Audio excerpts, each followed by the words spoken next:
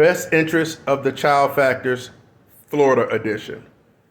The purpose of this series is to show how I personally built a bulletproof custody case in 2015-16 versus my ex-girlfriend involving our 2-year-old son at the time. It's my hope with me pulling back the curtains and being transparent about how I did things to solidify a 50-50 week-to-week timeshare encourages all fathers in knowing how to crush the best interest of the child factors. Let's get into it. The anticipated division of parental responsibilities after litigation, including to the extent to which parental responsibilities will be delegated to third parties. This factor favors the father. The father does not depend on third parties and does not delegate his parental responsibilities to others. The mother depends on her 18-year-old daughter to babysit. Daughter also picks up the child more from daycare than the mother. Daughter is used to exchange the child for time sharing. Daughter uses her mother's code to log into daycare.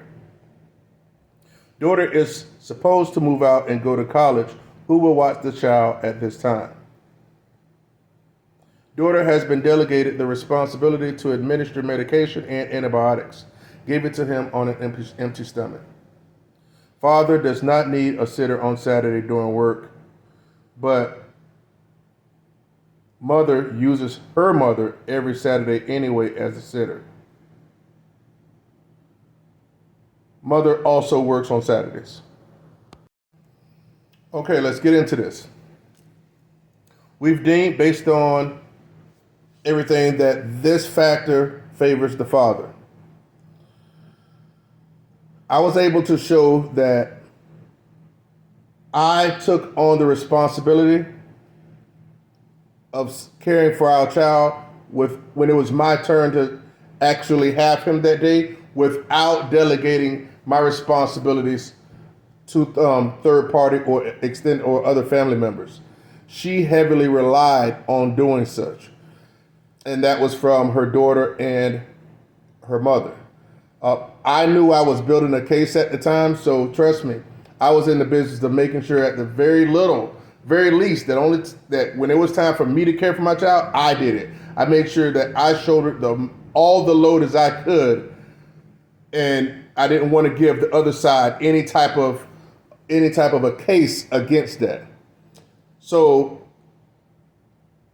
the more she relied on the mother relied on outside entities outside of me and herself, the better the situation became for me to win this factor. The mother depended on 18-year-old to babysit. She did that a lot when she had to go to work, or may it be to daycare, as you can see. Also, the daughter picked the child up more from daycare than the mother. This was proven because I had a statement from daycare, because daycare actually had a statement from them saying they hadn't seen the mother in a couple months from to pick up our child. Which meaning when it was my day, I'm picking up our son, but when it's her day, she was having her daughter come get our son. So you got to understand that's showing that I'm in the business of maintaining my parental responsibilities more than the mother. And I had a statement from daycare verifying that.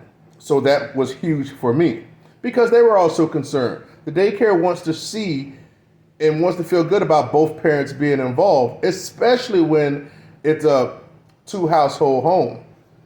So they were actually concerned about that. And I was even asked about it by the administrator a couple times. And I had to assure them that, hey, look, everything's okay, but she's just using her daughter, this and that. But as it pertains to these factors, that helped me and hurt her. So you have here that, and I don't know, I'm not going to speculate, but it came a time in the daycare where everybody that picks up the child, for whoever may it be, husband, wife, daughter, son, that they had their individual codes because they wanted to keep track better of who picked up what. I'm not going to say it was because of our situation. I don't believe that. But the daughter was given a code by daycare. The mother had her own code, but the daughter kept using the mom's code. And daycare kept speaking to the daughter about to use her own code, but the daughter would not do it by instruction of the mom. And I understand why her mom didn't want her to do it, because it would show how little she came to pick up her son from daycare. And there was no excuse for her not to be able to pick him up at daycare, as daycare closed like at 6 o'clock or something along the lines. And she got off at 4:30, and we live, pretty much in city, work and live pretty much in city. I'm not saying she wasn't supposed to use her options, but her not using her options and trying to manipulate the system to have her daughter use her own code, when she was advised not to by the administrative daycare, that again also helped me as well. Because also showed that she wasn't willing to cooperate with the daycare. So that boded well for me. And the issue about the college, the daughter was going to go to college, so who was going to help shoulder the load at this time for the mother was going to be an issue for her. Also, let's speak on number 7, where it says, daughter has been delegated the responsibility to administer medication and antibiotics and gave it to him on an empty stomach. Well, as you can see maybe we skipped over number 5.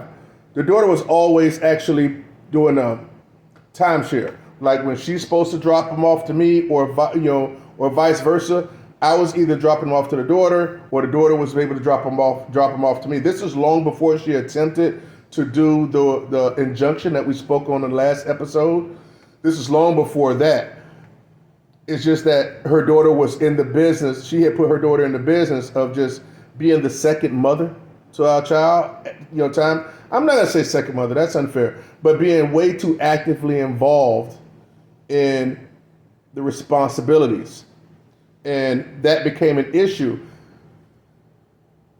as I never had my son going over there dropping him off or picking him up. I did not push off my responsibilities as a parent, allowing me to crush these factors, and her not so much at all. So let's move back to number 7.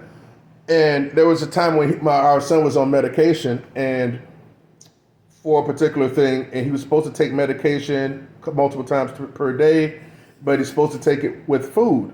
Well, when the daughter dropped him off to me and I asked her, did he eat?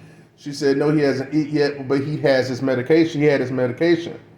And I was like, okay, well, he wasn't supposed. I told her that he was supposed to eat before he took the medication. She's like, oh, okay, I didn't know that, this and that.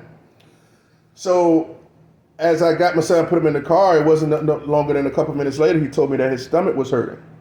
So I casually sent her a text, the daughter, a text saying, hey, look, just remember, I know your mom have you given him the medication. Make sure he's supposed to eat before he do so, blah, blah, blah, And she responded with, oh, I forgot. Yeah, he was supposed to eat.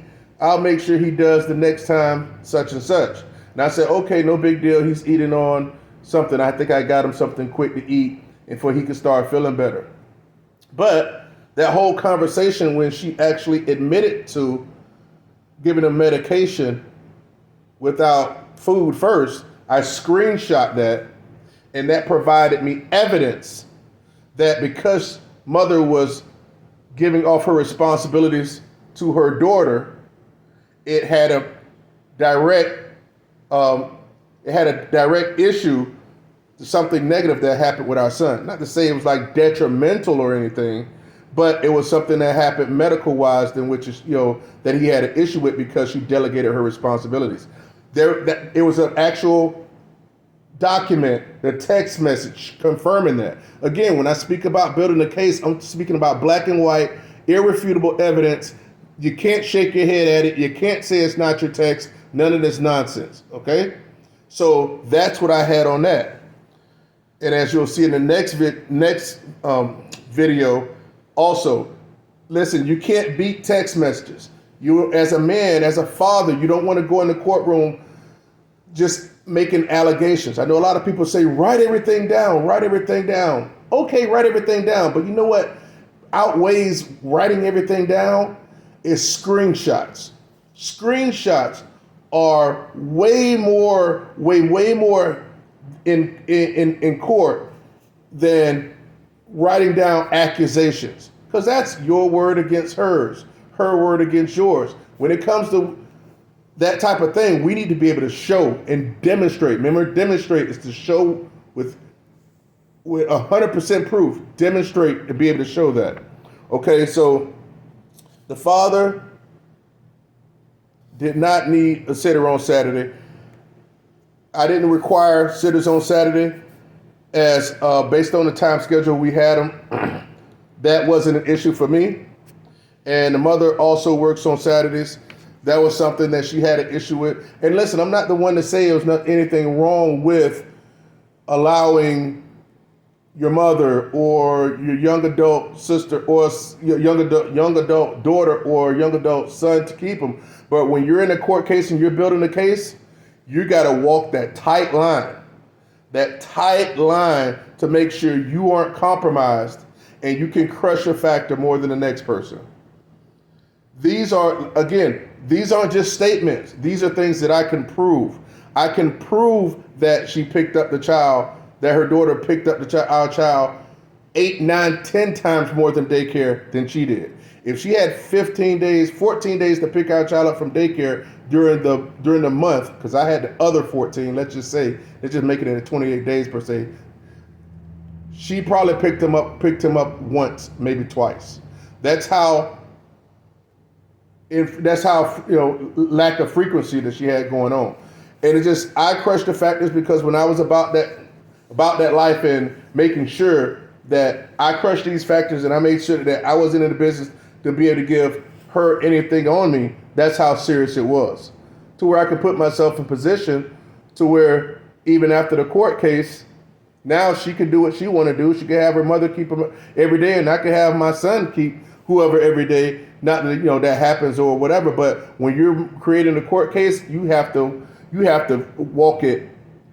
You have to clamp down and as close as possible, make it an ironclad case. So I hope you guys can see the type of things that I put together to be able to show that the factors favor me over the mother. Okay? Always proof. Always documentation from other people. Always statements. Okay? If you got to have it in yourself, now because I wouldn't be able to get a statement from daycare if my son was coming to pick up, my young adult son was picking up our son like that. I wouldn't be able to do that. But that wasn't the case, and I didn't have to worry about that. And I had daycare on my side. Imagine the daycare being on the father's side when it comes to a court situation. That was pretty awesome. Guys, I hope you're picking up pointers on how to crush these best of interest factors for the child in building your case. Please like, comment, and subscribe to Flawless Fatherhood. And if you have any questions, jump in the comments and let me know. I'll be quick to answer. Not only in the business of building a community, but I'm in the business of also informing. Because I'll be honest with you, this isn't rocket science. It's not. As long as you have the passion and desire as a father to get what you deserve, you do not at all, you do not need to be this law, I need to know all these procedures and all these movement motions. You don't need to do that. But you do have to have a good foundation and the willingness and the discipline to create and build a case. You have to build a case. Even though this is Florida and they have the new law seem like they're advocating for more 50-50, you still got to have your stuff together, okay? You still have to have your child, his or their or her own room, their own space. You have to show that you're actively involved We're going to give an overview afterwards to be able to PowerPoint a lot of different things to be able to, look, you got to be able to crush these factors. You can't give the courts no reason. If you're looking out for the best interest of the child, you got to put me in there at 50% to the fathers that don't have 50%. Let's make it happen, fathers. Like and comment and subscribe to the video and subscribe to the platform. I'd love to have you. Let's build this community. Share this information. Don't keep it in your back pocket. I'm not doing it. I'm sharing it with you guys. Okay? You guys see, I was able to be the primary residential parent in a divorce in 2006, and I was able to have a 50-50 timeshare, maintain a 50-50 timeshare through an unwed relationship with my ex. I don't lose in court because I don't, simply because I have the passion, desire, and I'm not going to choose anything over raising my sons. All right? Come on, guys. We can fix what has been broken. It's not too late. Flawless Fatherhood. Till the next video.